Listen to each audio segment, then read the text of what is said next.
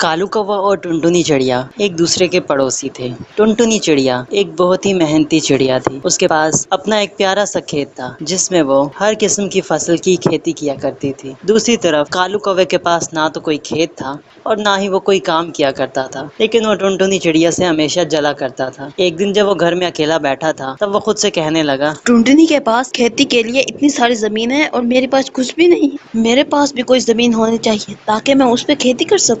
वैसे टुनटुनी से वो खेत हथियाना कोई मुश्किल बात, वो तो मेरे एक पंख। अभी जाता हूँ और उससे वो सारे खेत छीन के आता हूँ। इतना कहकर कालू कौवा टुनटुनी चिड़िया के पास गया। उस वक्त टुनटुनी चिड़िया अपने खेत में ही खड़ी थी। जब टुनटुनी ने उसे देखा तो उसे कहने लगी, कालू भैया आप यहाँ, आपको कोई काम था क्या? काम वाम को छोड़ और ये बता, ये खेत तूने कहाँ से लिए हैं? क्या मतलब कालू भैया, ये मेरा खेत है, पर आप ऐसा क्यों पूछ रहे हैं? मैं ये इसलिए पूछ रहा था कि ये तेरा खेत नहीं है बल्कि ये मेरे परदादा का खेत है। क्या कह रहे हैं आप कालू भैया? ये आपके परदादा का खेत कैसे हो सकता है? ये तो मेरा खेत है। कोई सबूत है तेरे पास कि ये तेरा खेत? आपके पास भी तो कोई सबूत नहीं है कि ये आपके परदादा का खेत है। ओ अच्छा, तो अब तू मुझसे सबूत मांगेगी? तुझे नहीं पता है मेरे परदादा का खेत? मेरे परदादा ने इसे खरीदा था और तेरे परदादा ने मेरे परदादा को मार के ये खेत ले लिया था। रात को ही मेरे परदादा मेरे ख्वाब में उन्होंने मुझे ये सारी बात बताई। टुनटुनी, इस हिसाब से तो ये खेत मेरा हुआ। तुम लोगों ने हमारा खेत बरसों से चुरा रखा है। चल अब निकल जा मेरे खेत से। कालू भैया ये मेरा खेत है, आप ऐसा क्यों कह रहे हैं? आप चले जाओ यहाँ से, मुझे ना तंग करो वरना मैं पुलिस को बुला लूंगी। अच्छा, एक तो चोरी, ऊपर से सीना चोरी। एक तो तूने मेरे परदादा का खेत चुराया है और ऊपर से तू मुझे पुलिस की धमकी देती है। रुक, मैं अभी तेरी खबर लेता। ये कहकर कालू कौवे ने वहाँ से एक मोटा सा डंडा उठाया और टुनटुनी को पीटने लगा।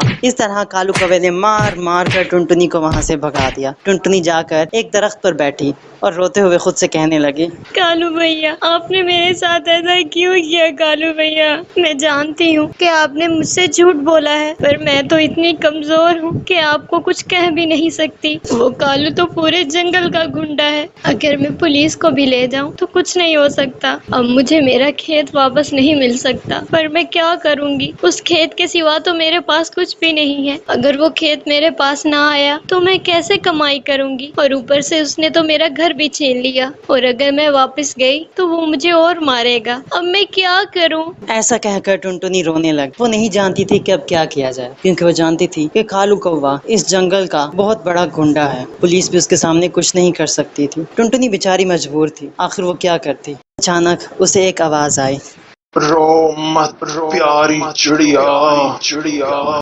अरे ये आवाज कहाँ से आई? कौन बोल रहा है यहाँ पे? प्यारी चिड़िया, प्यारी चिड़िया, ये मैं हूँ। ये मैं वो दरख्त जिस पर तुम इस वक्त बैठी हुई हो। टुनटुनी चिड़िया नीचे आई। उसने देखा कि सच में वो दरख्त ही उससे बात कर रहा था। उसने दरख्त से पूछा, पर आप बोल कैसे सकते हैं? तो दरख्त कहने लगा, देखो टुनटुनी, मैं एक जादुई दरख्त, आज जब मैंने तुम्हें यहाँ रोते हुए देखा, तो मुझसे रहा नहीं गया। टुनटुनी, मैं जानता हूँ कि तुम्हारा दिल बहुत साफ है और तुम्हारे साथ उस कालू ने बहुत बुरा किया। उस कालू ने पूरे जंगल के परिंदों को तंग करके रखा। टुनटुनी, तुम परेशान ना हो। पर कालू ने तो मेरा खेत ले लिया है, अब मैं क्या करूँगी? तुम्हारी मुश्किल का हल मेरे पास है। बताइए ना, क्या है मेरी परेशानी का हल? हाँ चिड़िया, मैं तुम्हें बता तो दूंगा, लेकिन ये मेरे जादू का कानून है कि जब भी मैं किसी परिंदे की कोई मदद करता हूँ तो उससे एक पहेली जरूर पूछता हूँ। मैं तुमसे एक पहेली पूछूंगा। अगर तुम इस पहेली का जवाब दे सकोगे तो तभी मैं तुम्हारी मदद करूंगा। तो क्या तुम वो पहेली सुनना चाहोगी? हाँ पूछिए, मैं पूरी कोशिश करूँगी कि आपकी पहेली का सही जवाब दे सकूं। ठीक है टुनटुनी, तो फिर बताओ कि आखिर वो कौन सी ऐसी चीज है जो बोलने से टूट जाती है। इससे पहले कि टुनटुनी इस पहेली का जवाब दें, अगर आपको इस पहेली का जवाब पता है तो प्लीज कमेंट सेक्शन में हमें जरूर बताएं। ऐसी चीज जो बोलने से टूट जाए, क्या हो सकती है? हाँ खामोशी, इसका जवाब है खामोशी। हाँ, क्योंकि जब हम बोलते हैं तो खामोशी टूट जाती है। हाँ दरख्त जी, इसका जवाब है खामोशी। टुनटुनी का जवाब सुनकर वो दरख्त बहुत खुश हुआ और कहने लगा, वाह टुनटुनी, मान गया मैं तुम्हारी जहानत को। तुमने ये इम्तिहान पास कर लिया। अब मैं तुम्हें कुछ जादुई अंडे दूंगा और यहाँ पास ही जो खाली जमीन पड़ी है उधर तुम ये अंडे उगा देना। इन अंडों को किसी बीज की तरह समझ इनकी खेती करो, इन्हें पानी दो और इनकी देखभाल करो और कुछ महीने तक जब तुम्हारी खेती पककर तैयार हो जाएगी तो ये अंडों की खेती होगी। फिर तुम इन अंडों को बेच सकती हो और ढेर सारे पैसे कमा सकती हो। पर अंडों से तो बच्चे निकलते हैं, मैं ऐसा जुल्म कैसे कर सकती हूँ? वाह टुनटुनी, तुम्हारा दिल बहुत साफ। हाँ, अंडों में से बच्चे निकलते हैं, पर शायद तुमने मेरी बात को गौर से नहीं सुना। ये कोई मामूली अंडे नहीं, बल्कि जादुई अंडे और इनमें से बच्चे नहीं बन सकते। शुक्रिया दरख्त जी, आपका बहुत बहुत शुक्रिया। अब मैं ऐसा ही करूँगी। फिर टुनटुनी चिड़िया ने वो जादुई अंडे लिए और पास पड़ी खाली ज़मीन पर उन अंडों की खेती करने लग गई। इस तरह कुछ दिनों बाद ही उसकी फसल पककर तैयार हो गई। अरे वाह, मेरी खेती तो आज पककर तैयार हो गई। ये सब दरख्त जी की वजह से हुआ है। अगर वो वक्त पे मेरी मदद ना करते तो आज मेरे पास कुछ ना होता।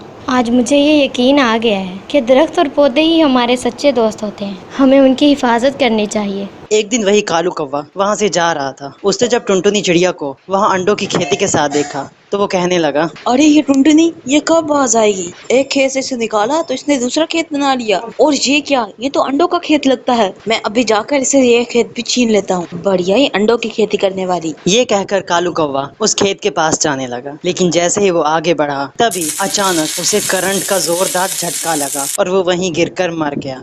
कालू भैया, आपके साथ जो हुआ मुझे उसका बहुत दुख है, पर ये तो आपके किए की सज़ा है। पूरी ज़िंदगी जो आपने बुरे काम किए हैं, ये उन्हीं बुरे कामों का फल है। कहते हैं ना, जादुई दरख्त ने जब मुझे ये खेत दिया था तो उन्होंने इस खेत के गिर्द एक जादुई हिसार भी बना दिया था, ताकि कोई भी अगर चोरी की नीयत से आए तो जलकर राख हो जाए। कालू भैया, अगर आपका दिल साफ होता तो आज आप जिंदा होते, पर कहते हैं ना, जैसी करनी वैसी भरनी। कालू को उसके किए की सजा मिल चुकी थी और टुनटुनी चिड़िया को उसकी मेहनत का फल। फिर टुनटुनी चिड़िया ने उन अंडों को बाजार में जाकर बेचा और ढेर सारे पैसे कमा लिए और फिर हंसी खुशी अपनी जिंदगी गुजार